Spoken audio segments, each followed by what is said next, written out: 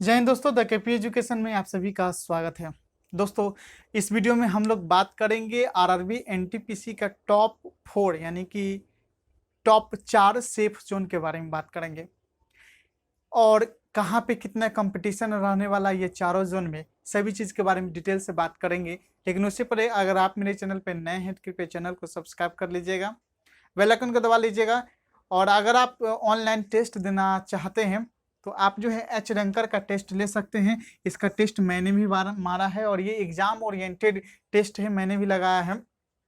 299 का प्लान है और 199 का प्लान, इसमें एक टेस्ट फ्री भी देता है, तो आप पहले फ्री टेस्ट जाकर देखिए। अगर आपको अच्छा लगे तो आप प्लान लीजिए 199 और 299 का। अगर आप KP20 कूपन कोड का इस्तेमाल कीजिएगा तो आपको जो है 20 रुपये की छूट मिल जाएगी। तो आप पहले फ्री टेस्ट जाके मारिए, उसके बाद अगर आपको अच्छे लगे तो प्लान जरूर परचेज कीजिए। देखिए 199 में जो है आपको 1 साल का मिल जाता है, 299 में आपका जब तक एग्जाम आप देते रहिएगा तब तक का मिल जाता है, यानी कि टिल सिलेक्शन तक, जब तक आपका सिलेक्शन नहीं हो जाए। और ये कोई सिर्फ ग्रुप डी का ही नहीं है, इसमें आप एक बार प्लान ले लेते हैं तो आप ग्रुप डी, एनटीपीसी, एसएससी का सभी एग्जाम का टेस्ट दे सकते हैं। तो चलिए वीडियो के आगे बढ़ाते हैं। आगे बढ़ते तो आज हम बात करेंगे कि टॉप 5 जो है एनटीपीसी के, सॉरी टॉप 5 नहीं, टॉप 4 सेफ जोन के बारे में। देखिए, सेफ जोन बताने से पहले जो कट ऑफ होता है किसी भी एग्जाम का, ये लगभग 5 फैक्टर है, डिसाइडिंग फैक्टर होता है किसी भी एग्जाम का कट ऑफ डिसाइड करने के लिए। उसमें सबसे पहला आता है नंबर ऑफ वैकेंसी। भाई जो फॉर्म आया उस फॉर्म में नंबर ऑफ वैकेंसी कितना है, कितना फॉर्म का सीट है, इसके बारे में पहला नंबर ये फैक्टर डिसाइड करता है। दूसरा नंबर नंबर ऑफ एप्लीकेशन, मतलब जो फॉर्म आया उसमें कितना एप्लीकेशन डाला गया। तीसरा नंबर जो है अटेंडेंस परसेंटेज, मतलब ये कि इसका परसेंटेज कितना, अटेंडेंस जो है कितना व्यक्ति इसमें जो है एग्जाम दिया। उसके बाद चौथा नंबर है कैंडिडेट क्वालिटी, कि भाई कितना जो कैंडिडेट एग्जाम दिया उसका क्वालिटी कैसा है, पढ़ने वाला कैंडिडेट है कि या ऐसे ही कहीं काम कर रहा था और फॉर्म भर दिया उस वाले कैंडिडेट है, या मॉडरेट लेवल का कैंडिडेट है, यानी कभी पढ़ते हैं कभी नहीं पढ़ते हैं, ये भी डिपेंड करता है। और पांचवा फैक्टर होता है नॉर्मलाइजेशन, कि भाई किस शिफ्ट में एग्जाम दिया गया है और जो बोर्ड से आप एग्जाम दिए उस शिफ्ट, उस बोर्ड का जो पेपर हुआ है उसका हार्डनेस कैसा है। ये पांचों फैक्टर डिसाइड करता है आपको कट ऑफ बनाने के लिए। तो मेरे पास जो है नंबर ऑफ वैकेंसी पता है, उसके बाद नंबर ऑफ एप्लीकेशन पता है, अटेंडेंस परसेंटेज भी पता है एनटीपीसी के बारे में, लेकिन कैंडिडेट क्वालिटी और नॉर्मलाइजेशन हमें पता नहीं है। तो हम ये 3 फैक्टर के आधार पर जो है ये डिसाइड करेंगे कि 4 सबसे सेफ जोन कौन कौन सा है। तो इसके आधार पर मैंने डिसाइड किया है कि देखिए सिल्लीगुड़ी में जो है लगभग एक सीट पर 165, एक सीट पर पहला जोन आता है सिल्लीगुड़ी, उसमें एक सीट पर 165 स्टूडेंट जो है कंपटीशन दे रहा है। हो सकता है कारण क्या है कि एनटीपीसी का अटेंडेंस परसेंटेज जो 45 से 50% के लगभग था, यानी कि मतलब 45 से 50% ही स्टूडेंट जो है एग्जाम दिया था। तो हो सकता है 165 की जगह ये 100 ही कंपटीशन हो। लेकिन एक बात यहाँ पर ध्यान रखिएगा कि जो भी एग्जाम जो परसेंटेज कम हुआ है, यहाँ पर 2 प्रकार के कैंडिडेट परसेंटेज कम किया है, मतलब 40 से 45% एग्जाम देने गया। इसका मतलब जो बचे हुए लोग हैं या तो वो कहीं ना कहीं सिलेक्शन ले लिए हैं या वो सिर्फ और सिर्फ अपना कहीं पे काम कर रहे थे और ऐसे ही फॉर्म भर दिए थे। 2 काम है, पहला या तो सिलेक्शन ले लिए हैं या सिर्फ फॉर्म भर दिए। और तीसरा एक और कारण भी हो सकता है कि कोविड-19 के कारण, कोरोना वायरस के कारण पढ़ने वाला स्टूडेंट भी बीमार पड़ गए हों या नहीं जा पाए हों, तो इसलिए इसका परसेंटेज कम हो गया। अब जब परसेंटेज कम हुआ तो कट ऑफ पर भी इफेक्ट पड़ेगा।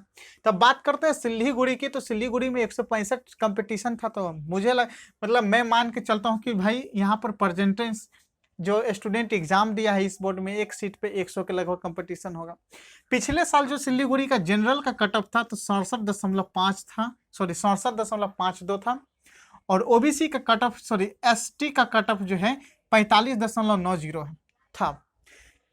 अब बात करते हैं कि भाई सिल्लीगुड़ी का कट ऑफ कितना रहने वाला है। तो देखिए कट ऑफ डिसाइड करने के लिए 5 फैक्टर चाहिए और ये 5 फैक्टर हमारे पास अवेलेबल नहीं है। तो प्रेडिक्शन लगाया जा सकता है, लेकिन प्रेडिक्शन सही नहीं होगा, सही होने की भी चांसेस है और नहीं भी है। तो इसलिए आप इतने ही रखिए कि आपका अगर रॉ मार्क्स जो है लगभग 50-55 के अंदर आ रहा है, 50 नंबर कम से कम, 50 नहीं 40 भी कह सकते, 45 भी कह सकते हैं। अगर 45 से ऊपर आ रहा है आपका रॉ मार्क्स सिलीगुड़ी में, तो आप जो है CBT 2 का तैयारी कर सकते हैं, आपको कोई दिक्कत नहीं होगी। आपका जो है टियर 1 में 90% चांस है कि आपका सिलेक्शन हो जाएगा, 45 नंबर आपका आ रहा है। तो दूसरा बात करते हैं जम्मू कश्मीर का। यहाँ पर भी कंपटीशन लेवल बहुत कम है, मतलब ये कि एक सीट पर 202 लड़के कंपटीशन कर रहे हैं।